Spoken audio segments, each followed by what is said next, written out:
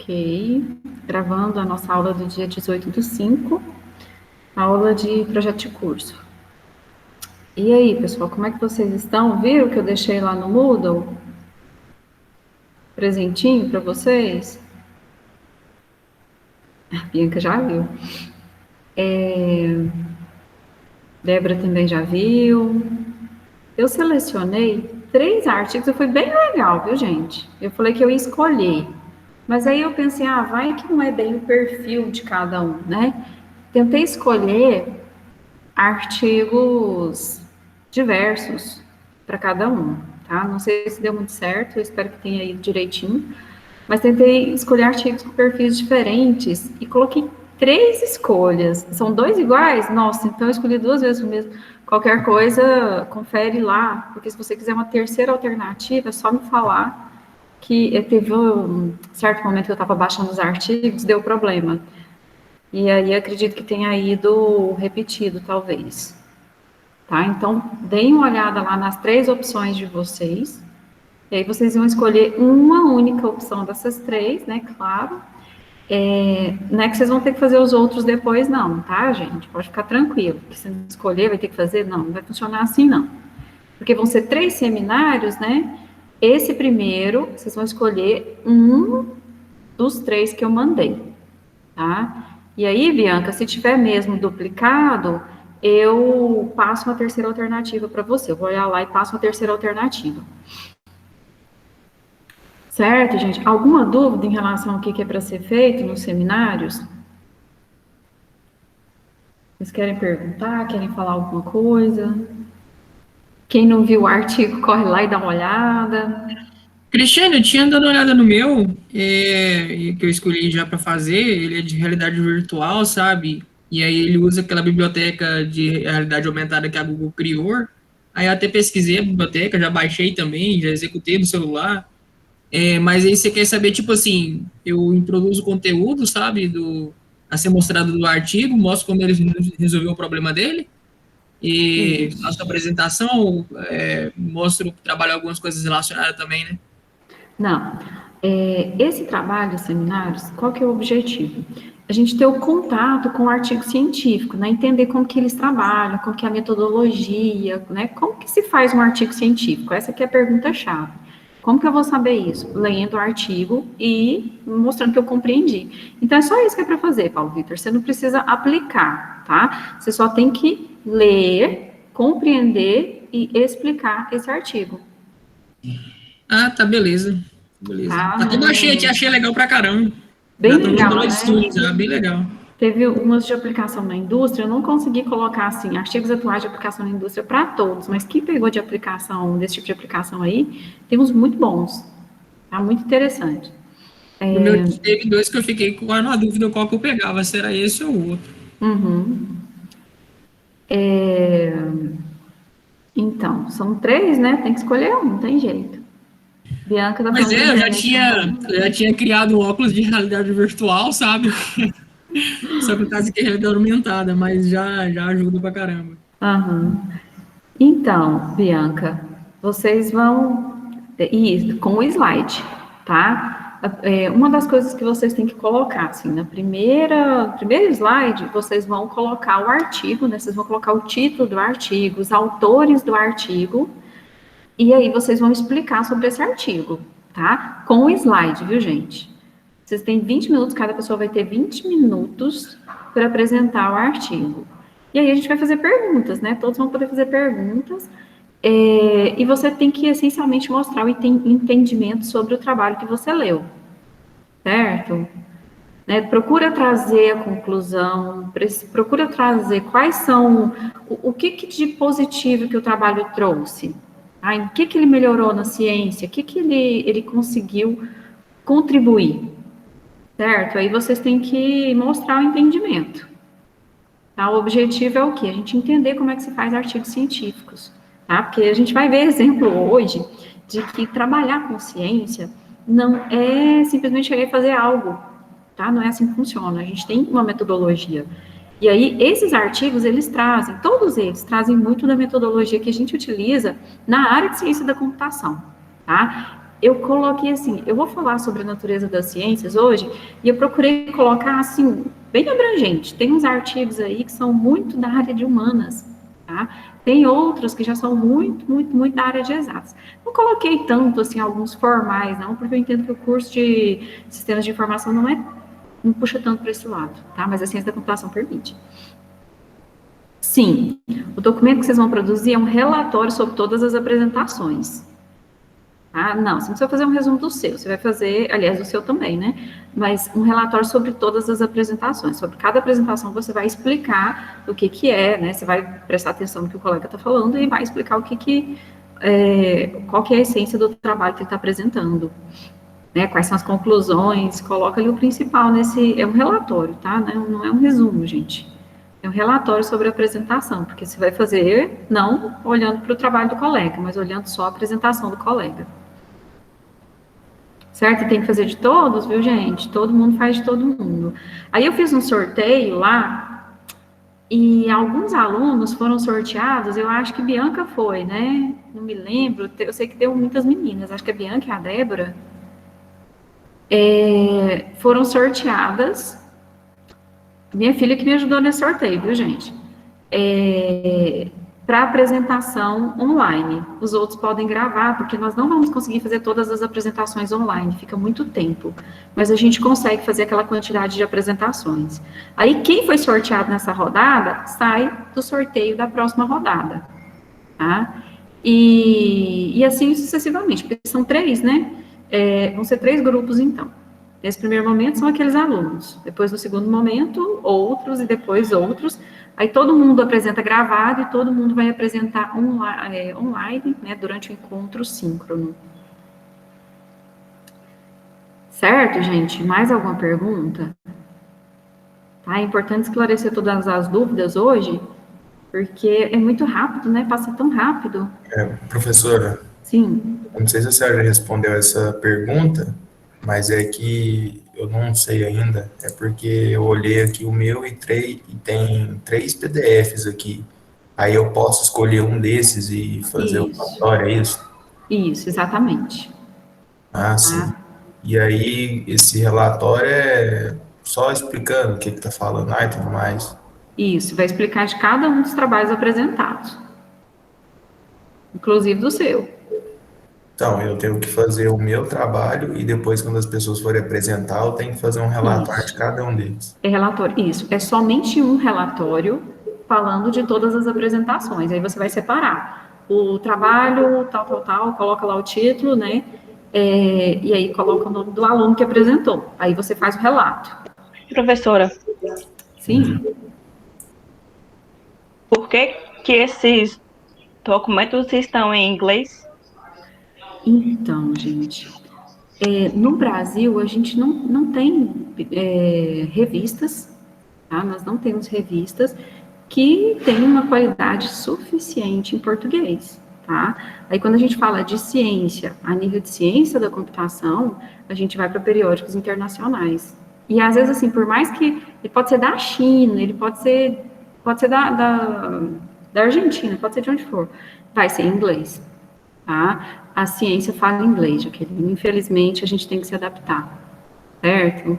Porque se a gente pegar um artigo científico de congresso, nem congresso, gente, nem congresso não anda aceitando muito em português.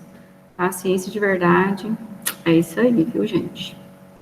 Tá bom, era só mesmo a minha dúvida, é porque eu achei diferente, estranho, né? Eu acho que eu não toquei... em inglês. Tem 3 artigos em inglês. Acho que eu não falei nada sobre isso, né?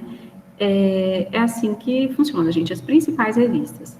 Algumas revistas que eu selecionei aí, que tem trabalhos, elas têm um fator de impacto altíssimo, de 5.300, tá? É um super fator de impacto. Algumas nem tem fator de impacto lá nelas, tá? Não sei se foi porque não foi avaliado, eu não sei, mas eu escolhi tudo do portal da Elsevier, então todas lá têm fator de impacto relevante.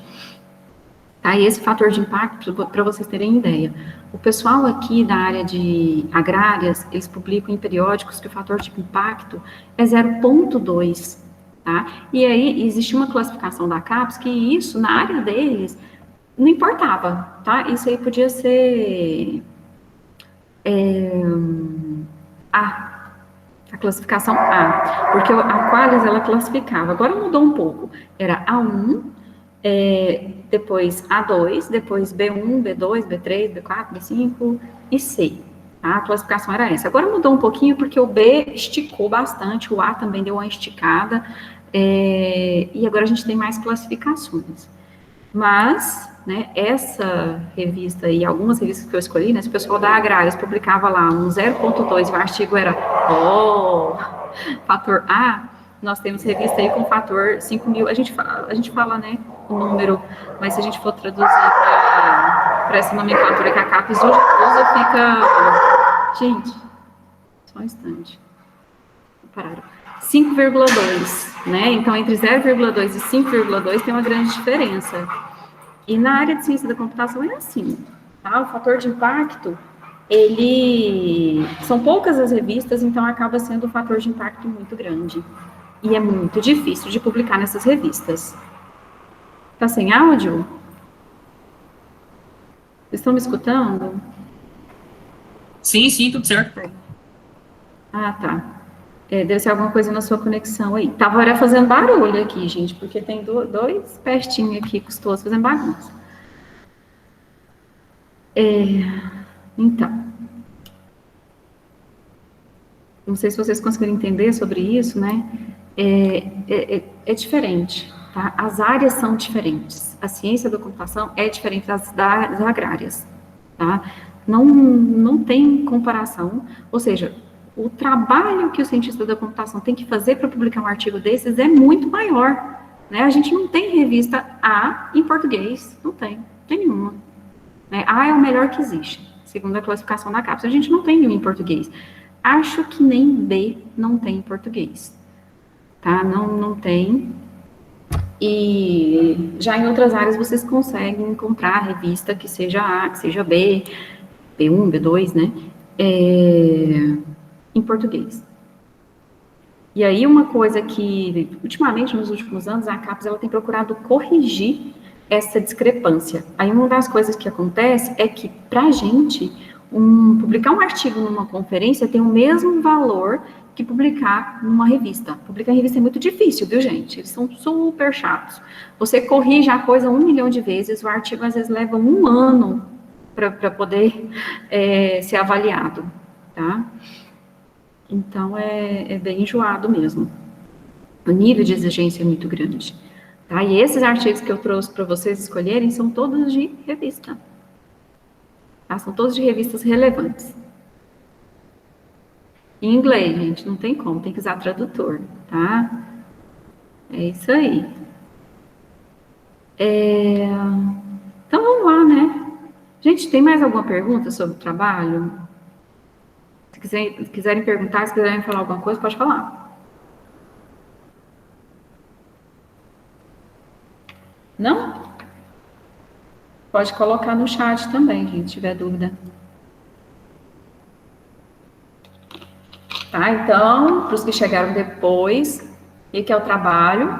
Vocês vão elaborar uma apresentação sobre o artigo que eu passei para vocês, tá? O de todo mundo está em inglês, o de todo mundo dessas revistas, né? Escolhi algumas revistas e vão elaborar uma apresentação com slides, tudo bonitinho, explicando o artigo. Não precisa aplicar, tá? Não precisa mostrar além do que está no artigo. Então, vocês vão mostrar o artigo, só que tem que mostrar um bom entendimento sobre o artigo, né? Chegar aqui e falar assim, tem essa parte, não entendi nada, tem essa outra parte, eu também não entendi nada. Não dá, né? Você tem que entender o que a pessoa tentou fazer, o que ela demonstrou, por mais que você não entenda as fórmulas, viu, gente? As fórmulas eu entendo que não dá para entender mesmo, tem umas coisas ali que só o autor mesmo que entendeu o que ele estava fazendo. Mas por que ele fez aquilo ali? Qual que foi o objetivo dele gerar aquelas contas? Tá? Não precisa dominar o assunto, sim, não precisa. Tá? Não tem como. Tá? Esse pessoal que está publicando aí, a maioria é estudante de pós-graduação. Né? Eles estudaram há muitos anos, eles estão estudando há vários anos para poder chegar nesse nível de conhecimento.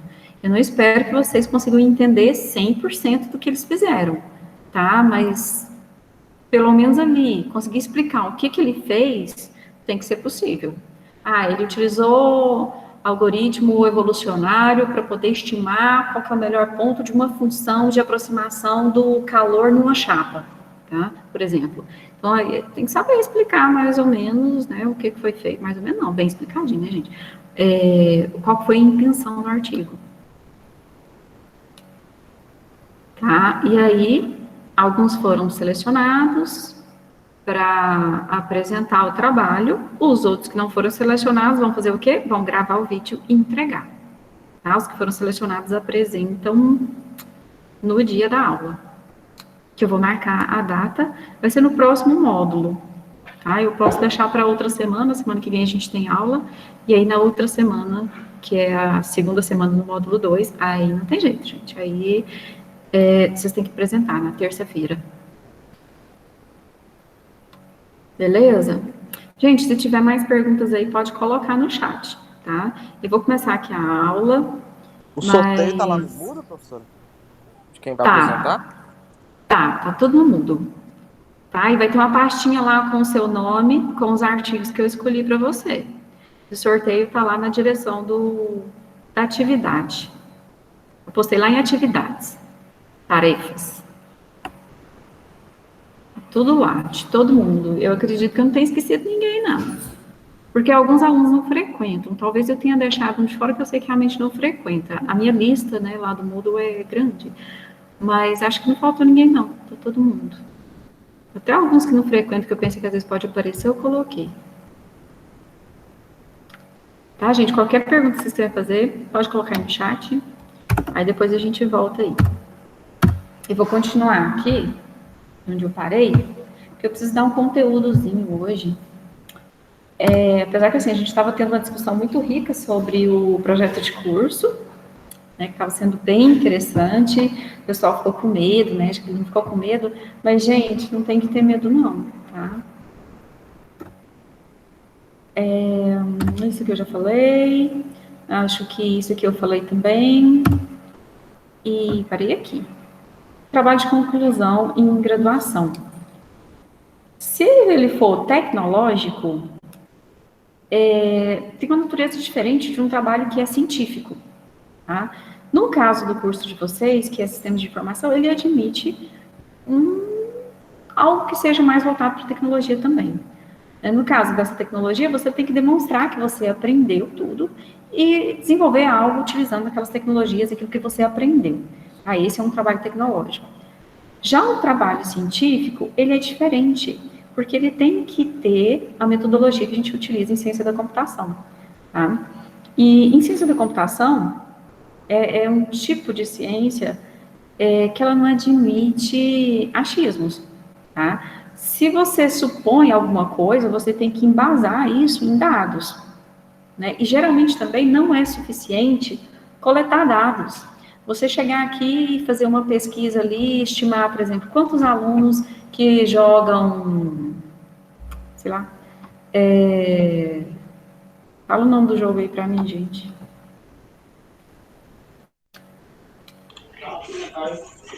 CSGO? Isso, tá? Você vai, faz uma estimativa, sai perguntando isso para as pessoas, você gosta de jogar esse jogo? Né? Aí é uma percentual, 80% das pessoas vão falar que sim, por exemplo, 20% vai falar que não. Aí depois você vai lá no outro curso, pergunta aqui primeiro nos alunos de informática, depois pergunta para os alunos de biologia, lá e vai perguntando, aí fala, 80% dos alunos de informática gostam, 30% da biologia gostam.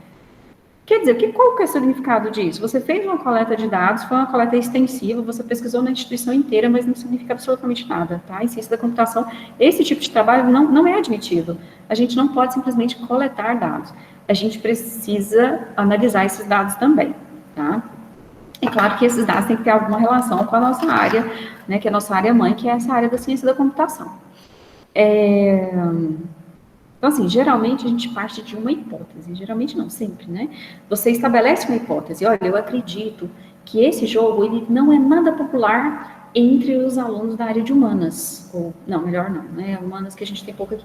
Ele não é nada popular na área de agrárias, o pessoal da agrária não suporta esse jogo, porque ele não tem nada a ver com a área de agrárias, então criei uma hipótese, certo? E aí depois eu vou coletar os dados, depois eu vou analisar esses dados, e aí sim eu vou tirar as minhas conclusões, né, vou fazer a análise aí, vou tirar minhas conclusões.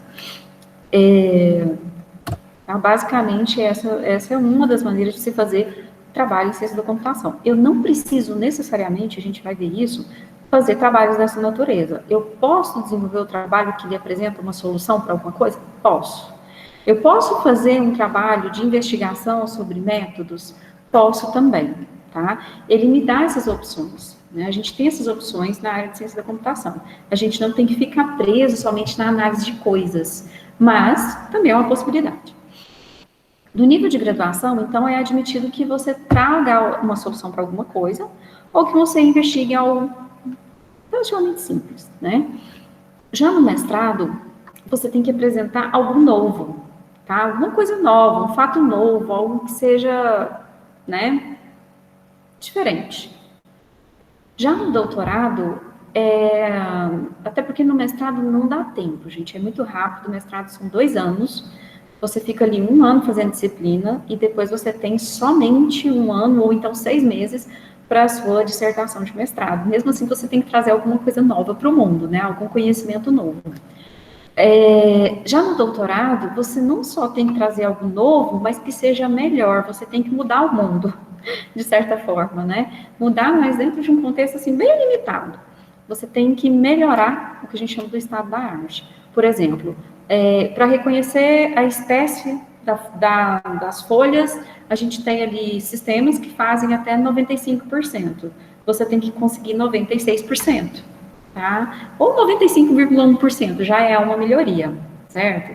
Então, o doutorado ele tem essa particularidade, que você tem que melhorar algo, né? Ou seja, você vai ter que conhecer tudo que foi feito, né? No doutorado não tem como escapar disso, você tem que conhecer tudo que foi feito, você tem que trabalhar muito em cima daquilo ali para conseguir melhorar tudo que já foi feito.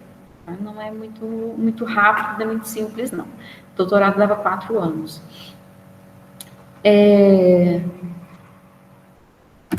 Tá? Então, essa é a principal diferença. E o outro nível do conhecimento científico que nós temos são os artigos científicos. Então, você pode produzir um trabalho de graduação, né? A gente viu aí que pode ser de nível tecnológico, mas o curso de vocês ele é bacharelado, ele não é tecnólogo. Mesmo assim, a gente ainda admite, tá, gente? Se vocês proporem que vão fazer algo. Aqui a gente aceita porque a gente está vindo ainda, né? A gente tem cursos que são tecnólogos. A cultura de instituto é de tecnólogo.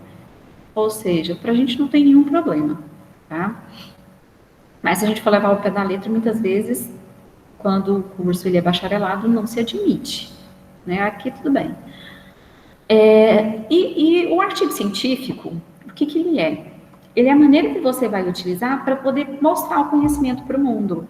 Eu descobri isso aqui, né? O que eu vou fazer com isso aqui que eu descobri? Eu vou guardar para mim? Eu vou escrever numa revista de fofoca, numa revista como a Veja, por exemplo? Não, tá? Eu vou publicar esse artigo científico. Eu posso publicar numa conferência, né, onde as pessoas se encontram para discutir um determinado assunto, ou eu posso publicar numa revista. Essa revista que a gente está falando, ela não vai ser uma revista que você vai ver nas bancas, não é nada disso não, tá? Essas revistas a gente chama também de periódicos. Esses periódicos, eles têm esse nome porque eles saem de tempos em tempos, trazendo trabalhos relevantes sobre um determinado tema, tá? Aí tem várias revistas sobre vários assuntos. Tem revista de computadores e biologia, tá? Tem computadores e neurociência. Tem várias possibilidades. Tem computadores na indústria. Tem um monte de revista, tá? Tem revista de reconhecimento de padrões, tem revista de engenharias, tem todo tipo de revista que a gente imaginar. Tem muitas revistas aí. A gente não escuta falar muito sobre isso porque é o que eu estava falando para vocês. A gente não tem muitas revistas relevantes no Brasil. A gente tem poucas revistas e as revistas que tem é um público muito restrito que vai estar publicando essas revistas. E infelizmente, a gente não tem grandes revistas assim que sejam renomadas na área de ciência da computação. tá? Eu nem sei qual que é a mais renomada no Brasil, não faço ideia. Mas, assim, ainda que ela seja renomada no Brasil, ela vai atuar numa área principal. As revistas, elas não publicam sobre todos os assuntos, tá? Elas costumam focar. Aí, às vezes, elas vão lá para engenharias, depois abre um pouquinho ali para ciência da computação, e tem, assim, uma controvérsia que ciência da computação e engenharia, né, uma está dentro da outra. Enfim. Esses artigos científicos, eles precisam ter uma metodologia, eles precisam ser claros, eles precisam ser objetivos, eles precisam transmitir aquilo que foi feito, né? Eles precisam falar, olha, eu fiz isso, isso, isso, isso, o resultado foi esse que é o meu trabalho. Um artigo científico a gente sempre escreve dessa maneira. A gente começa ali com a introdução. Nessa introdução, você vai colocar assim, a hipótese, né? O que me levou a pesquisar sobre isso, estudar sobre isso? Você vai colocar a sua hipótese. O que você acha que vai acontecer a respeito daquilo que você fez? Aí depois você vai partir para o desenvolvimento. Você tem que falar também dos trabalhos correlatos, os trabalhos que estão relacionados àquilo que você fez. Aí depois, né, ali do desenvolvimento, que você vai falar quais são os seus materiais, quais são os métodos que você utilizou e como que você fez isso, aí você vem com o resultado. Tá? Você coloca o seu resultado, você explica o seu resultado muito bem explicadinho, aí depois você conclui. Né? E ainda você precisa falar dos trabalhos futuros mesmo, o que você pretende fazer. E uma coisa muito importante que a gente tem que falar sobre essa disciplina, não é sobre essa disciplina, né? Na verdade, é sobre a vida acadêmica de vocês daqui para frente. É a questão do plágio, tá? O plágio, gente, ele tem uma legislação, tá? Ele é muito mal visto nas leis brasileiras, porque elas criminalizam mesmo o plágio. Se você copia um texto de alguém e essa pessoa se sente ofendida, você pode ser condenado criminalmente. Tá? O plágio realmente, ele não é aceito de acordo com as nossas leis. Então, assim, o que pode acontecer, né? O que pode acontecer se eu copiar lá 2 páginas do meu trabalho, por exemplo? Não tem uma quantificação do número de páginas, assim, na legislação que vai falar que aquilo ali, seu trabalho vai ser cancelado ou vai ser anulado, tá? Não existe isso. Porém, a banca pode entender que diante de 2 páginas copiadas, o seu trabalho está reprovado, tá? Isso mais do que justifica qualquer coisa. A banca não tem que justificar mais nada. Está reprovado e pronto, tá? A banca ela é autorizada a fazer isso porque ninguém é obrigado, né, gente? Hoje em dia existem muitos softwares, plágios, plagérios, plagium, tem um monte de softwares que eles fazem a verificação de plágio, tá? Então você pensa assim, vou pegar disso aqui que ninguém vai encontrar. Encontra, viu, gente? Esses softwares, eles acabam encontrando, tá? E nesses trabalhos que vocês faziam até o momento, tudo bem, né? Muitas vezes era admitido vocês copiarem de algum lugar, não tinha problema, né? Se o professor não falasse nada, não tinha problema. Mas a partir de agora, tudo que vocês forem pegar para colocar no TC de vocês, vocês forem colocar na proposta de TC de vocês, tem que ser coisa que saiu da cabeça de vocês, tá? Não tem como pegar de algum lugar, copiar um parágrafo, né? Ou pegar uma ideia que seja, dar uma modificadinha nas palavras ali e colocar, tá? Se alguém teve uma ideia, você não pode simplesmente ir lá e copiar aquela ideia. Você pode usar aquela ideia, não tem problema nenhum. Né? Se você vê lá um trabalho lá do Silva e você gosta muito daquele trabalho e quer fazer um trabalho semelhante, não tem problema você citar o Silva e falar, assim como em Silva, neste trabalho será feito isso, isso e isso, e apontar mudanças, né? Claro, porque fazer o mesmo, exatamente o que o Silva fez, não vai contribuir em nada para o mundo, tá? Então a gente tem que dar a contribuição. Aí você tem que modificar. Então, diferente do Silva, neste trabalho nós utilizaremos essa outra técnica.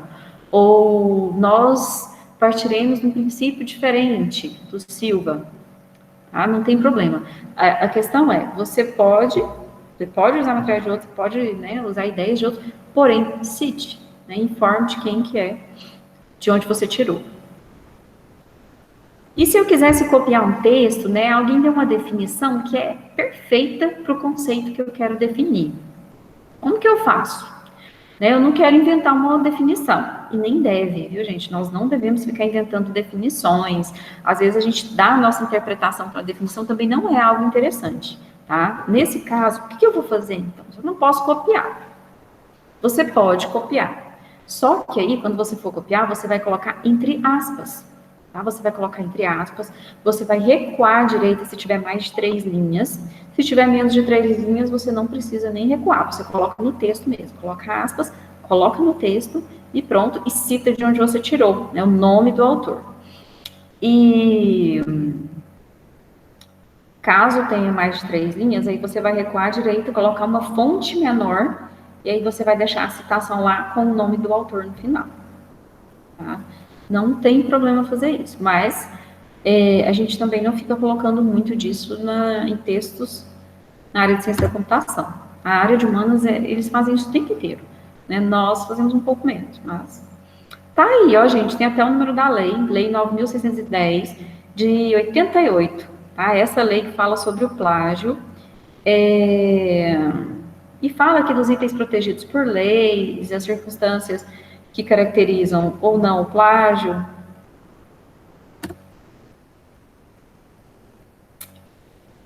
É isso, ó. Dá multa e prisão, viu, gente? Crime.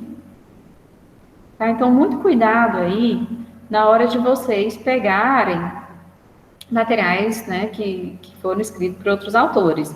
Não tem problema seguir como base um trabalho, tá? Desde que você cite esse trabalho. Copiar texto, só se você colocar entre aspas. Agora, se você entregar um trabalho todo entre aspas, aí a sua banca é que vai cair matando, tá? Provavelmente você vai ser reprovado. Então, cuidado, né? Você pode ler 50 trabalhos, entender sobre eles e escrever sobre eles, não tem problema nenhum. O que não dá é ficar copiando. Gente, perguntas até aqui?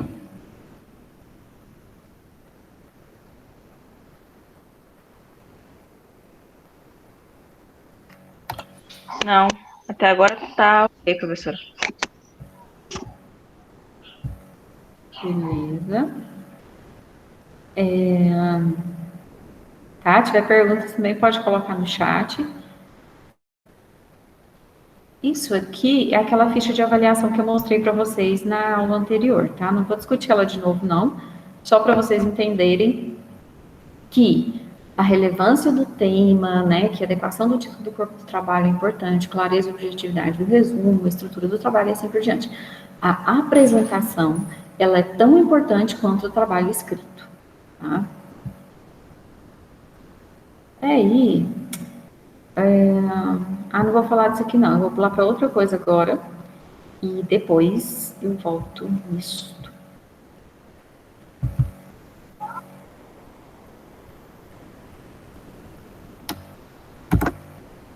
De apresentação. Então, né, gente? Vamos lá, né? Começando o TC. Quando a gente começa o TC, é até divertido, é engraçado, porque a gente fica pensando que, nossa, eu vou fazer um negócio muito legal, nossa, eu vou resolver o problema do mundo, nossa, eu vou fazer, nossa, vai ser bem divertido, né? Vai ser bem interessante. O meu TC vai ser todo diferente, né? A gente sempre pensa um monte de coisa. Aí, aqui, né, nós vamos supor o nosso estudante aqui, vamos chamar ele de João, nosso estudante de mestrado, ele vai fazer uma dissertação, ele vai apresentar uma dissertação. Bom, né, ele começa cheio de ideias e pensa, o que eu vou fazer, né? Aí ele lembra de um rio que tem lá na cidade dele, tá? E esse rio, ele atravessa a cidade dele e aí dificulta, né, para as pessoas irem de um lado para o outro. As pessoas têm que pegar a balsa, né, é uma dificuldade. Aí ele pensa, bom, esse é um problema importante, é um problema relevante, eu gostaria de solucionar esse problema. Aí ele pega esse problema e leva para um possível orientador, né, para o orientador dele, e fala, olha, eu acredito que a gente consegue fazer um trabalho para solucionar essa questão. A gente tem material suficiente, eu posso escrever sobre isso, aquilo outro, e a gente vai fazer um trabalho que vai dar certo. Aí o orientador dele aceita, né, fala, tudo bem, né, vamos lá, se você garante, e ele começa a desenvolver o trabalho. Aí ele faz uma revisão bibliográfica. Tá? Nessa revisão bibliográfica do João, ele começa falando sobre a composição da água, da molécula da água. Aí ele fala lá, né, de Gênesis, como que foram criados os oceanos. Ele fala sobre os rios. Ele fala como que os rios desembocam nos oceanos. Ele fala sobre como que a água corre para o centro, né, como que a gravidade atrai as moléculas de água, né, que é a correnteza. Então ele vai falando tudo. Né, ele vai falando tudo sobre água, sobre rios, né? Fala o que é golfo, o que é baía, o que é não sei o quê. Então, ele faz um extenso trabalho de revisão bibliográfica sobre rios, água e etc. Tá? Muitas vezes a gente começa um trabalho desse jeito, fazendo essa revisão bibliográfica sobre tudo que tange ao assunto. Não é certo, tá? Não é correto. Mas a gente vai ver o jeito certo de se fazer. Aí, quando ele termina de fazer tudo isso, ele já gastou um bom tempo nisso, porque ele escreveu muito, tá? O capítulo dele de revisão bibliográfica ficou grande, aí chegou a hora dele resolver o problema, e ele, começa a pensar, o que eu faço? Tá? O João tá meio em dúvida. O que eu faço? Como que eu vou solucionar esse problema? Aí ele, eu preciso levar as pessoas de um ponto A para um ponto B. O que eu conheço que faz isso? Que leva as pessoas de um ponto A para um ponto B. Aí ele tem uma grande ideia, tá? Ele consegue ter uma ideia. A ideia que ele tem para levar as pessoas de um ponto A para um ponto B é uma catapulta, tá? Porque é uma distância grande, ali o rio. Ele pensa, uma catapulta vai resolver bem o problema, né? Porque aí vai por cima, né? E aí vai fazer uma curva e aí vai dar tudo certo. Aí ele vai pegar essa catapulta, vai arranjar 100 voluntários e vai fazer o experimento dele, tá? Ele determinou que o primeiro experimento dele é esse. Ele vai arremessar esses voluntários de um lado para o outro, né? Esses 100 voluntários. Aí assim foi feito, ele fez o experimento dele. Voltou com os experimentos realizados, né? Foi ver a taxa de sucesso dele, foi contar. Aí ele teve 5% de eficácia. 95 pessoas morreram afogados ou porque, né, morreram quando bateram lá do outro lado. Mas 5% das pessoas sobreviveram. O que ele conclui que ele teve 5% de eficácia. Aí ele falou, nossa, foi ruim, mas foi muito bom, né? Por que foi bom? Porque se foi 5% de eficácia do método, ele consegue melhorar muito o método. Quer dizer, existe um campo muito grande para melhoria, viu, gente? Quando a gente olha isso, né, esse número, esse índice, a gente fica animado ou desanimado. Porque se você pega um problema para resolver e ele já tem 96% de eficácia, é hora de sentar e chorar, porque vai ser muito difícil melhorar. Né? Agora, se você vê um problema e ele tem ali 60% de eficácia, você tem um campo para melhoria muito grande. Tá? No caso dele, ele obteve 5%. Então, quer dizer, tinha como melhorar muito o experimento dele. Se for para pegar um problema que está com 95, gente, nem pega, pelo amor de Deus, é sofrimento. Tá. Aí ele olhou e falou, nossa, dá para melhorar demais. Vou pensar em outra coisa. Aí ele foi para o segundo experimento.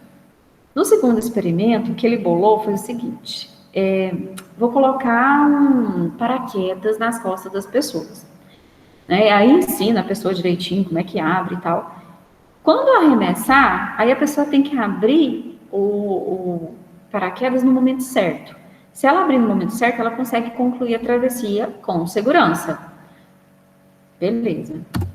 Só que aí, não deu muito certo. Por que não deu muito certo? Porque 20% das pessoas abriu antes da hora.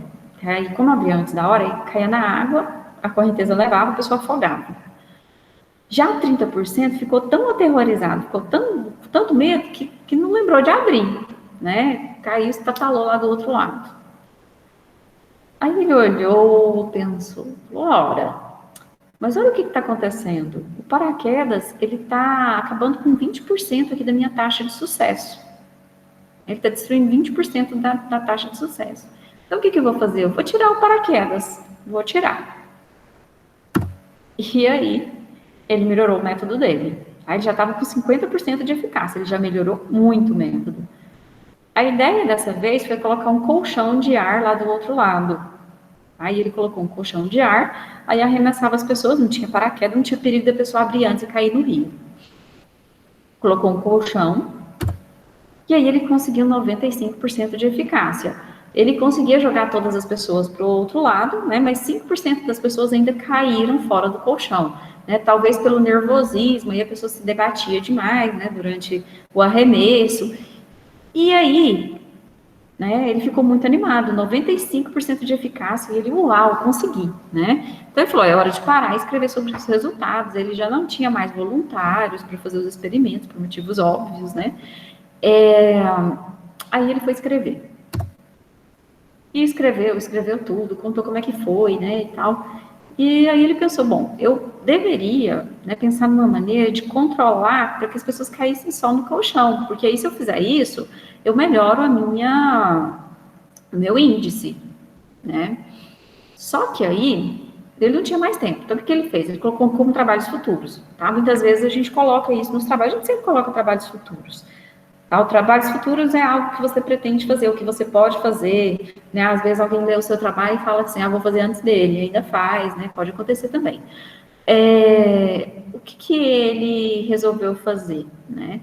Ele falou, olha, eu posso fazer um algoritmo que ele vai calcular o peso da pessoa e vai calcular o índice de nervosismo da pessoa, e eu vou juntar essas duas variáveis e aí eu consigo aplicar uma força lá na catapulta e diminuir a taxa de erro.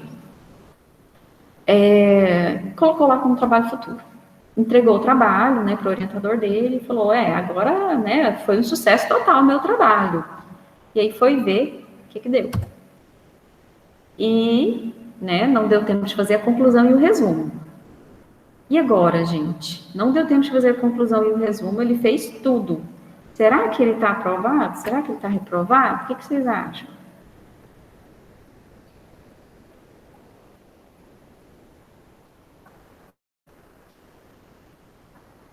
Hein, gente?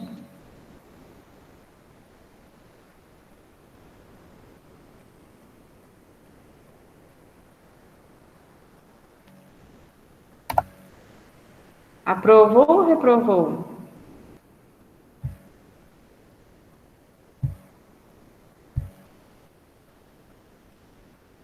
O pessoal acha que está reprovado. Por que ele está reprovado?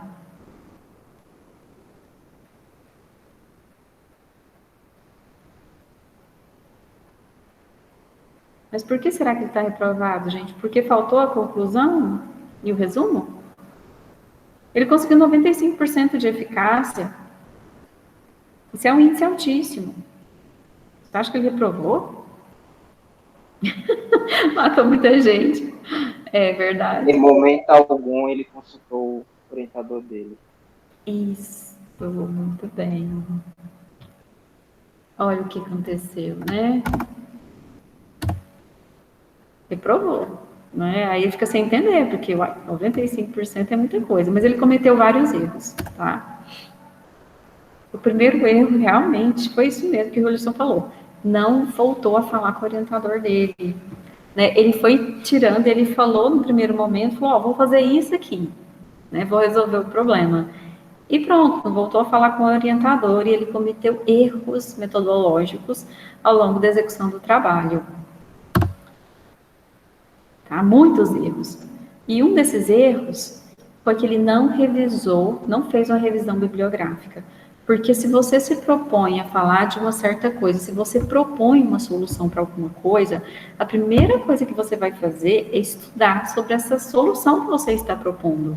No caso, o trabalho dele era o quê? Cruzar o rio, né? Fazer com que as pessoas atravessassem esse rio. E ele começou a fazer uma revisão bibliográfica sobre água, sobre correnteza, sobre rio, sobre oceano, sobre um monte de coisa, mas nada disso teve uma influência muito grande no que ele estava fazendo, no que ele se propunha resolver. Né? Outras pessoas tinham ideias melhores sobre como atravessar o rio, mas ele não revisou, ele não foi lá ver o que as pessoas estavam fazendo a respeito disso. E não falou com o orientador também, né? Porque às vezes o orientador ia falar, olha, calma, primeiro você vai ver o que essas pessoas fizeram. E Por que a catapulta? Né? Ele simplesmente pensou, a catapulta é uma boa solução. Vai ser a catapulta. Mas ele não se questionou hora nenhuma que poderia ter outras soluções e que uma poderia ser melhor do que outra. E ele não olhou se outras pessoas fizeram um trabalho sobre isso, falando que a catapulta não é uma boa ideia, por exemplo. Tá? Ele simplesmente escolheu e é isso aí, né? Não se deve fazer isso. E outra coisa, outro erro que ele cometeu é porque ele se comparou consigo mesmo. Ele fez o experimento 5%, fez outro experimento 50%, fez o último 95%. Quer dizer, que horas que ele comparou com o que as outras pessoas, né, fizeram, obtiveram de resultado? Hora nenhuma. Novamente, o orientador podia ter falado isso para ele. Olha, você tem que comparar com outras pessoas. E o problema também é local, né? Muitas vezes uma solução que é local, ela pode não valer muita coisa. Pode ser uma particularidade lá da cidade dele, mas que em outras cidades isso já esteja resolvido. Tá? Então, esses foram os erros que ele cometeu. Aí, olhando assim, é um caso bem bizarro, né? Imagina, jogar pessoas utilizando a catapulta. Ninguém vai fazer uma loucura dessa, né?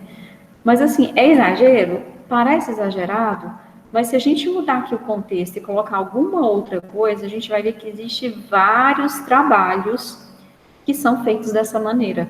Tá? Você propõe uma solução que você mesmo acha que é boa, você não faz uma revisão bibliográfica para falar de outras pessoas que fizeram e como fizeram aquilo, tá? Que é resolver o mesmo problema que você está tentando resolver. Não faz isso. Aí você vem com a sua solução e fala que a sua solução é boa só comparado com o que você mesmo fez. Tá? Tem muitos trabalhos assim. Tá? E não é o certo. O certo é, tem um problema, né? Parte da hipótese veio na literatura, a gente costuma utilizar esse termo, né? Aí quando a gente fala em literatura, fica parecendo que a gente está falando lá de livros literários, né? De livros literários, não, gente. A nossa literatura são artigos científicos semelhantes aos que eu passei para vocês, tá? Não é jogar lá no Google acadêmico, certo? Não é pesquisar no Google diretamente, tá? Isso não é revisão bibliográfica, gente. Revisão bibliográfica, ela é feita com base em artigos científicos de revistas renomadas, para você ter mais credibilidade. Aí, se eu pegar informação de um site? Pode, mas não deve. Tá? Tem coisas que, assim, alguns conceitos, gente, é melhor pegar de um autor renomado, de pesquisadores que realmente estão focados nesse assunto. Tá? Não é legal você ficar pegando coisas aleatórias. Então, começa aí, né, que a gente muitas vezes não faz uma revisão muito extensa, e essa comparação, ela precisa ter fundamento. Por que a catapulta? Alguém já usou e falou que parece ser bom? Né? Existe alguma evidência de que a catapulta pode ser uma boa ideia? Não teve, no caso dele não teve, né? Ele falou, serve para levar do A para o B, mas isso não é apropriado para o transporte de pessoas. Tá? Então, a gente propor uma solução que, às vezes, ela não se adequa bem ao problema e tentar resolver com aquilo é meio problemático. Aí, a gente recai em uma outra coisa, que é a ciência. Tá? O que é a ciência? A ciência, gente, ela é algo que serve para criar, para descobrir novos conhecimentos, aumentar os conhecimentos humanos. Né? O que significa fazer ciência? Significa que você vai descobrir coisas novas, tá? Para você adquirir novos conhecimentos. Então, isso é ciência. Quando você propõe algo para resolver um problema, né, para dar uma solução para alguma situação pontual, né, eu preciso resolver o problema aqui do instituto de alunos que ficam parados ali no corredor, por exemplo. Né? Talvez esse tipo de problema, né, como ele é muito local e é uma questão bem pontual, aí já é uma questão de tecnologia, tá? É algo que nós estamos propondo que é voltado para a tecnologia. Tanto que aqui no Instituto separou-se, né? A gente tem ali as bolsas de PIBIT, que é iniciação tecnológica, e tem PIBIC, que é iniciação científica, tá?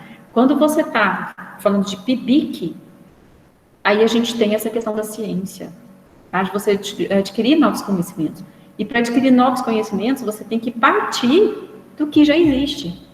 Né? Você tem que falar do que já existe. Senão você não está descobrindo coisas novas. Você está fazendo igual o estudante da catapulta. Porque ele chegou e falou assim, eu vou usar uma catapulta e vou resolver o problema. Mas ele nem estudou como que as pessoas faziam isso até o momento. Né? Ele nem olhou para nenhum outro trabalho que tenha sido feito sobre o assunto. E as ciências, elas têm muitas divisões, né? O cientista, ele está sempre fazendo análises, e a gente tem aqui algumas divisões. Uma das principais divisões da ciência é a respeito dela ser formal ou empírica, tá? A gente tem muito pouco contato com formalismo no curso de Sistemas de Informação, tá? Tem algumas disciplinas da matemática, tem disciplina de lógica matemática, essas são as que mais vocês aproximam do formalismo. Estrutura de dados também, né? Vocês aproximam do formalismo. Tá? No mais, a gente utiliza muita coisa que é empírica. E não tem nenhum problema, tá? Não tem nada de errado. Uma ciência formal, ela é baseada numa ideia, num formalismo. Então, ela vai formalizar. Se você quer demonstrar uma coisa, você tem que aplicar os conhecimentos, que são as verdades, dentro daquela ciência, tá?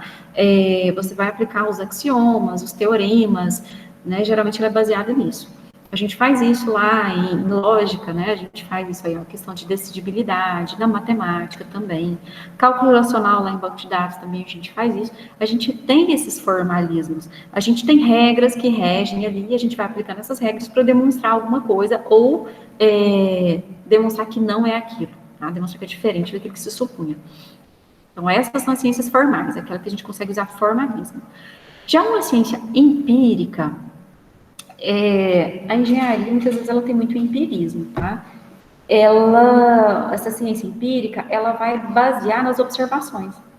A gente determina, eu usei lá um método, esse método, ele tem parâmetros de entrada. Eu usei o valor 20 e o valor 2 de parâmetros de entrada para esse método.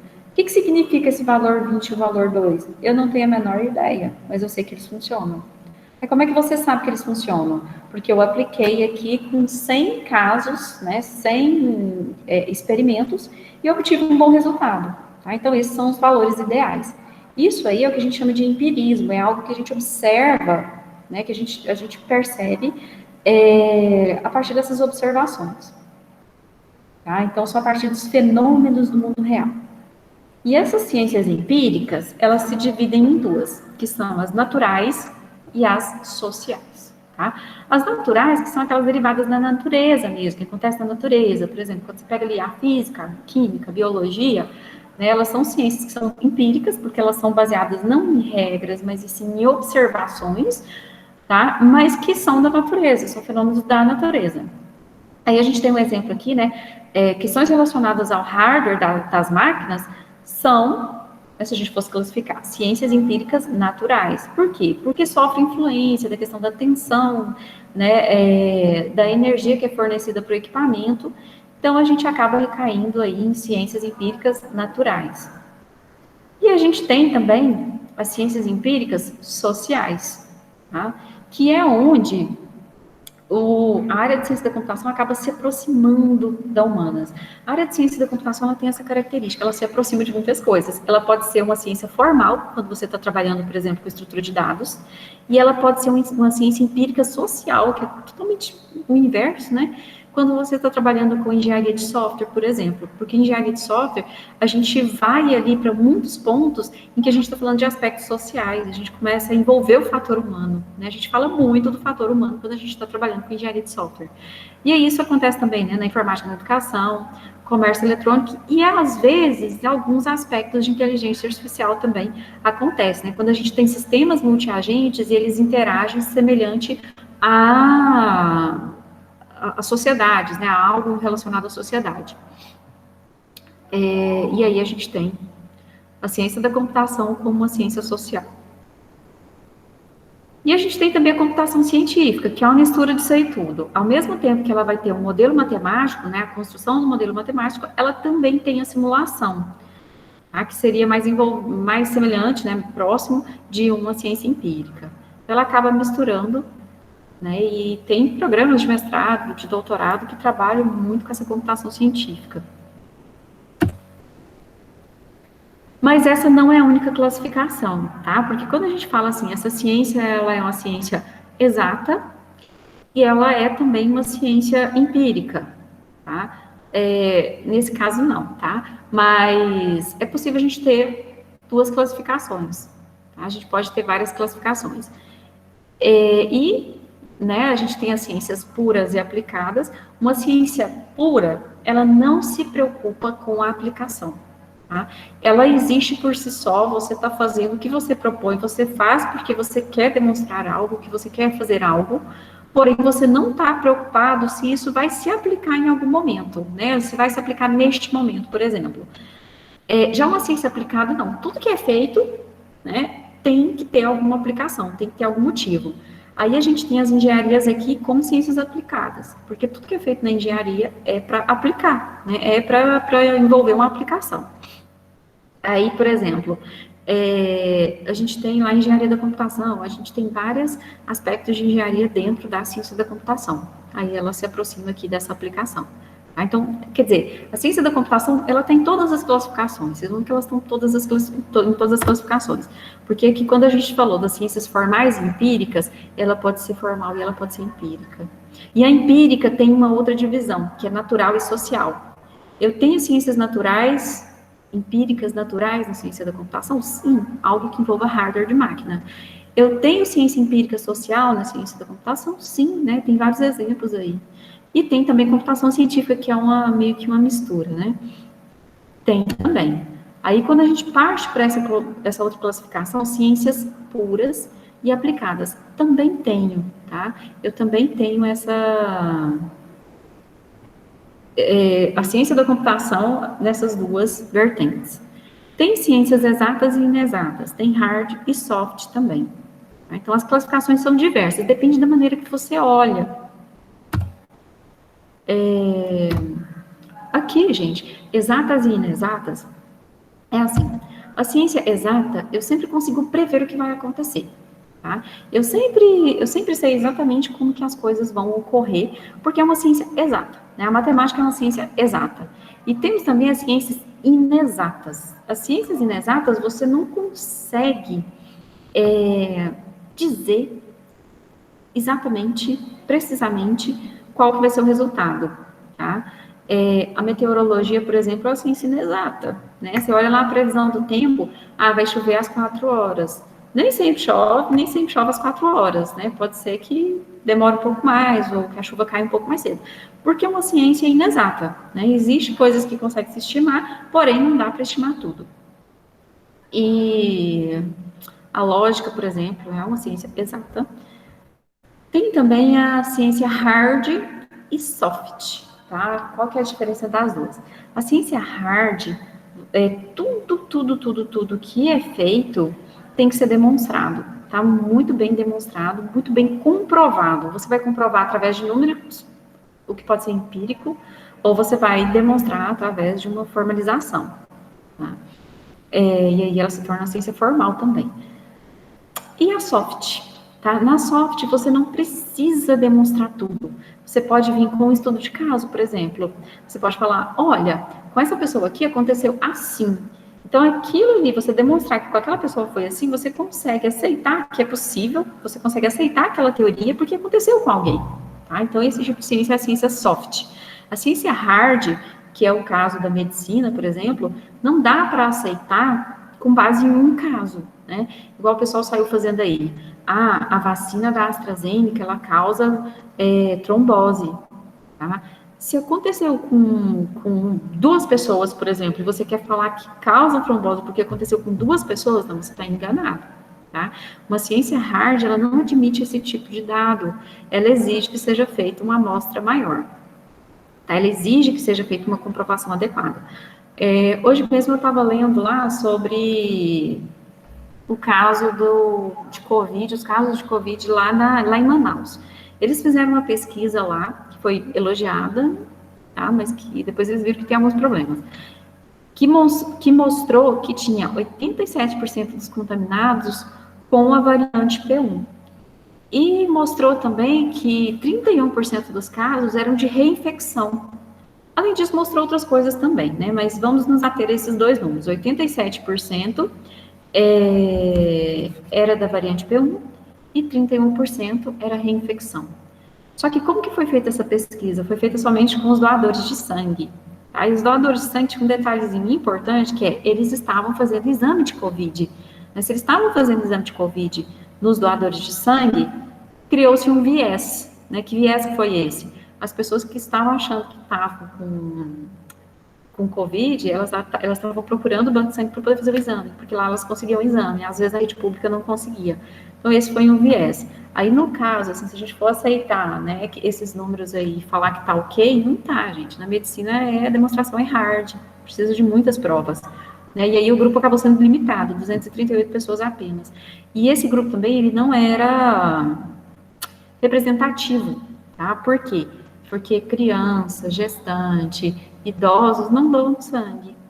Tá? Então, eles acabaram, e também geralmente são pessoas de baixa, média, né, classe, que doam sangue. Aí eles não estavam englobando a grande parcela da comunidade. Então, quer dizer, não dá para aceitar. Gente, perguntas até aqui?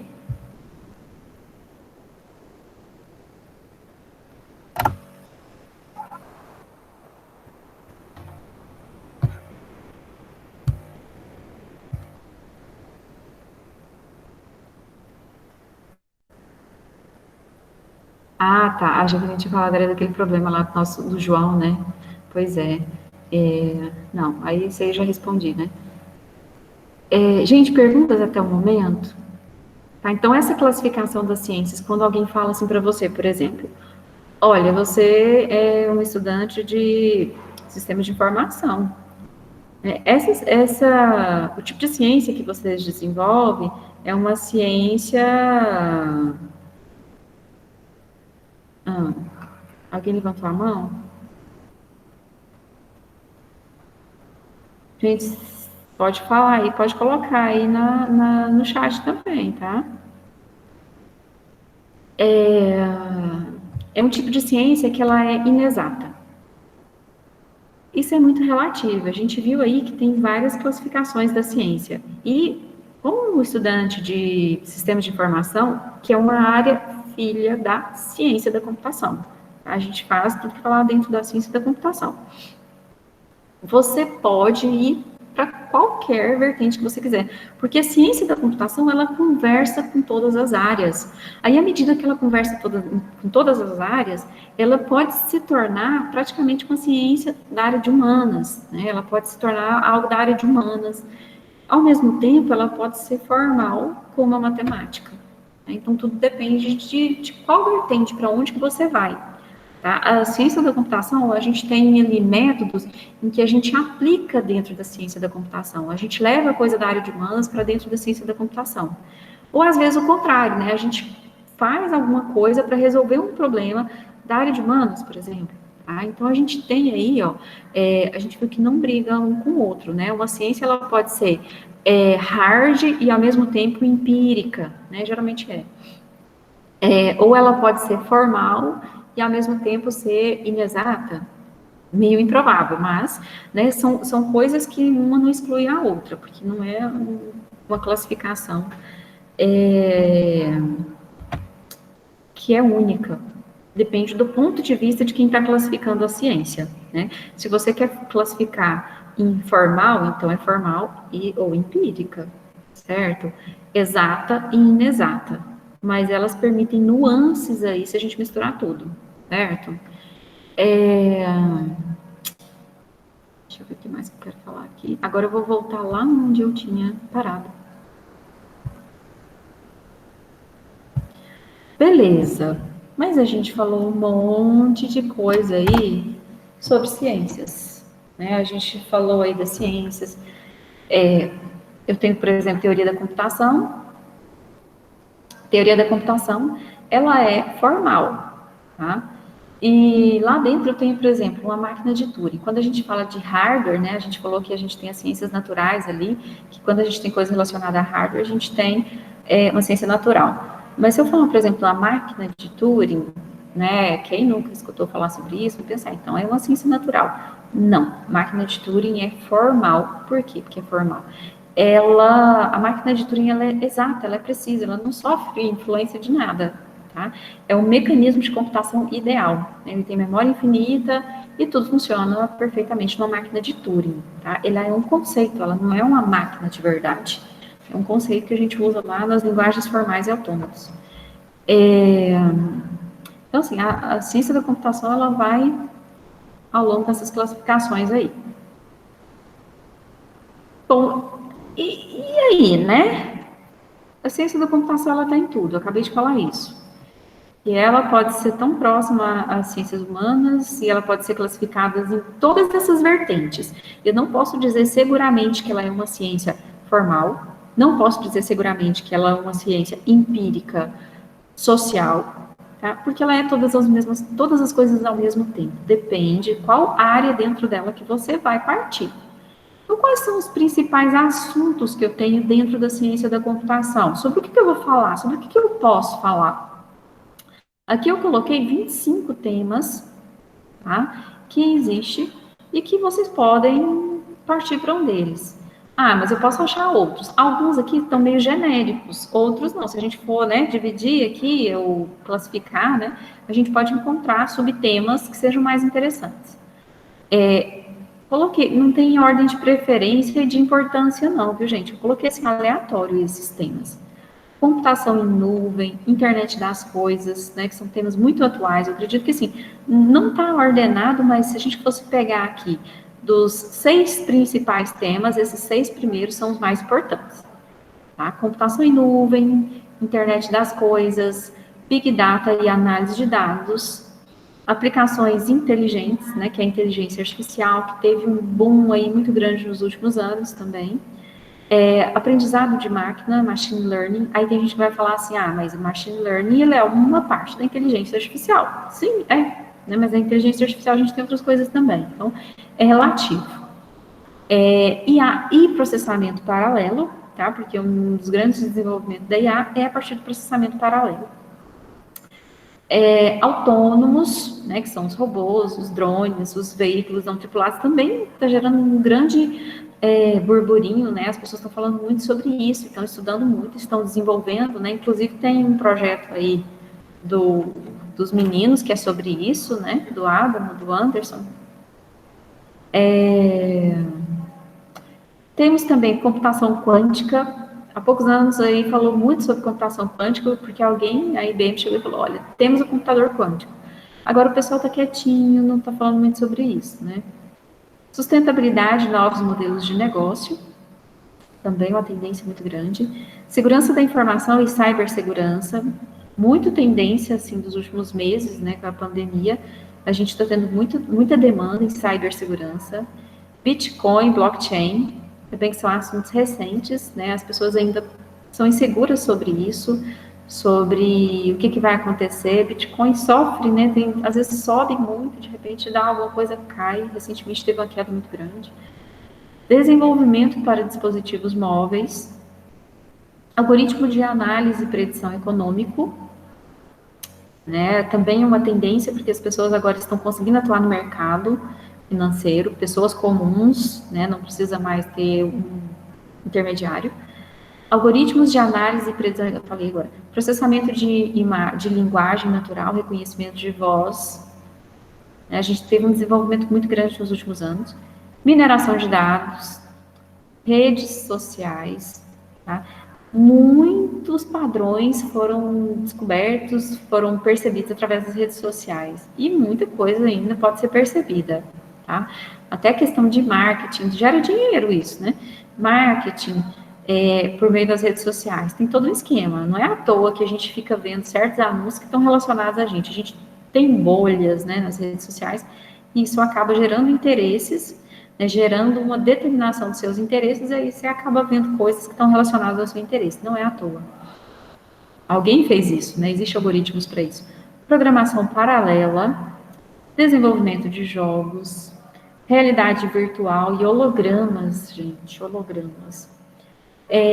Grandes espaços inteligentes, né, Smart Farm, Smart City, dispositivos voltados para nichos, né, para usuários específicos, para os idosos, para pets, que cresceu muito também nos últimos anos, fitness, processamento de imagem, tá? O processamento de imagem pode ser aplicado em várias áreas do conhecimento humano, né? Na medicina, nas agrárias, na indústria, na geografia, tá? Um monte de área pode se beneficiar do processamento de imagem.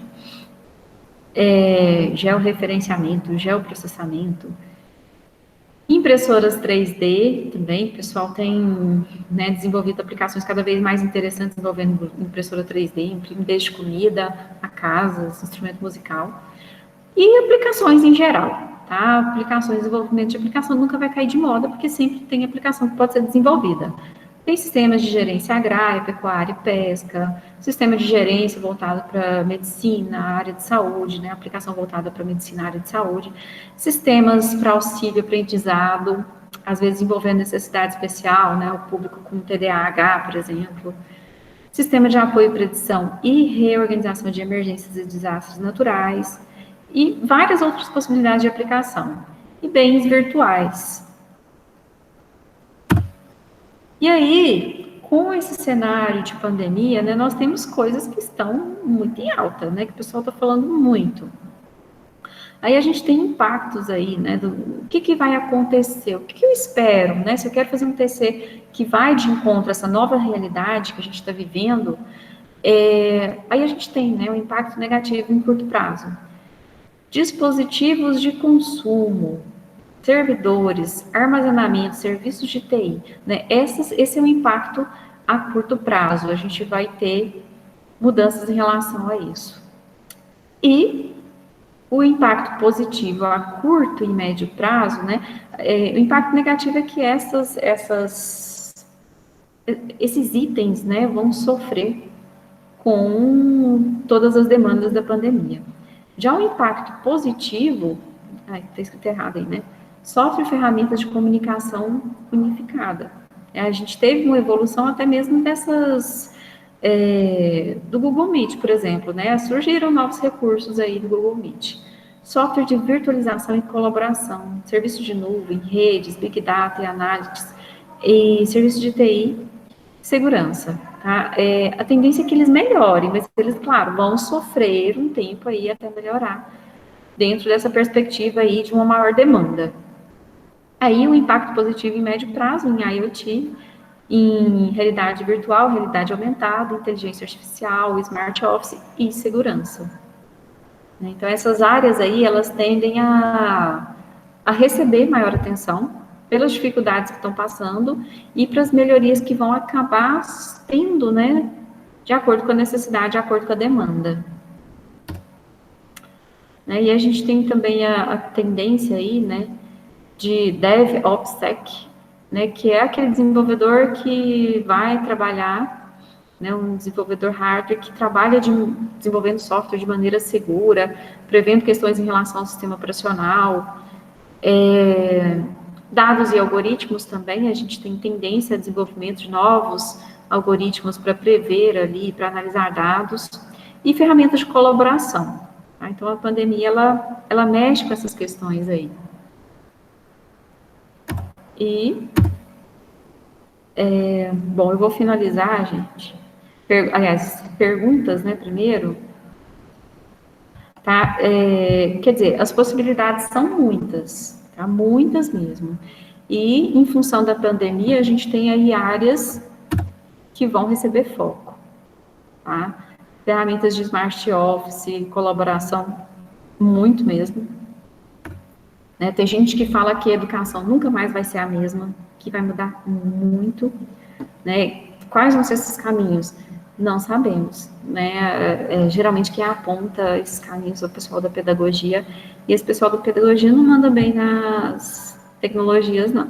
Então, vamos ver também, talvez, essa questão, né, de ligar, talvez surja até uma nova área, quem sabe, né? Que liga ali as novas tecnologias com o ensino. É uma área específica para isso, porque muitas vezes a gente vê essas linhas falando disso dentro dos programas de mestrado, né, mas não existe um curso específico para lidar com isso. E aí o que a gente vê muitas vezes é pessoas não preparadas, né, acontece muito. Gente, perguntas?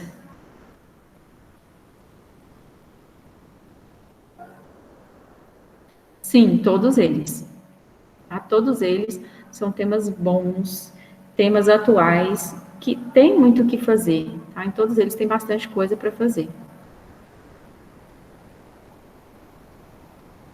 Né? É importante você se identificar também, escolher um tema que você se identifique. Assim, gente, eu sempre falo que TC, independente do tema que você escolher, mesmo que você goste muito, vai chegar um momento que você vai querer meter o pé, né? Acontece. Porque é uma coisa assim que demanda. TC não é só diversão. Sempre tem partes mais complicadas, partes mais difíceis, né? Mas se você não se identifica de forma alguma, fica muito mais difícil você passar por essas etapas mais difíceis. Tá? Então, escolha alguma coisa que você gosta, mas assim, tem muita coisa para ser feita, né? Tem muita coisa que vocês podem falar a respeito dentro da nossa área, tá? Vocês podem escolher qualquer um desses temas. Mais perguntas, gente?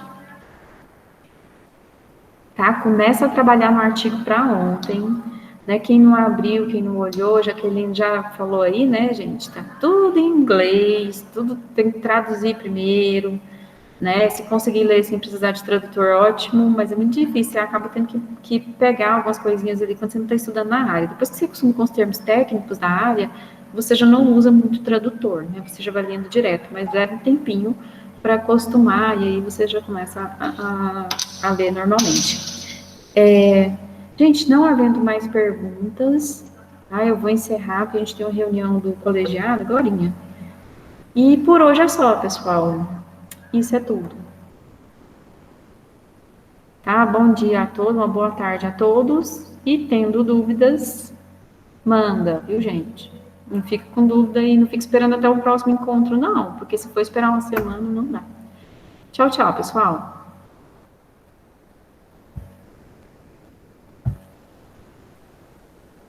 Vou criar o grupo. Aliás, ele está criado, só falta inserir vocês. Tá? Vou inserir.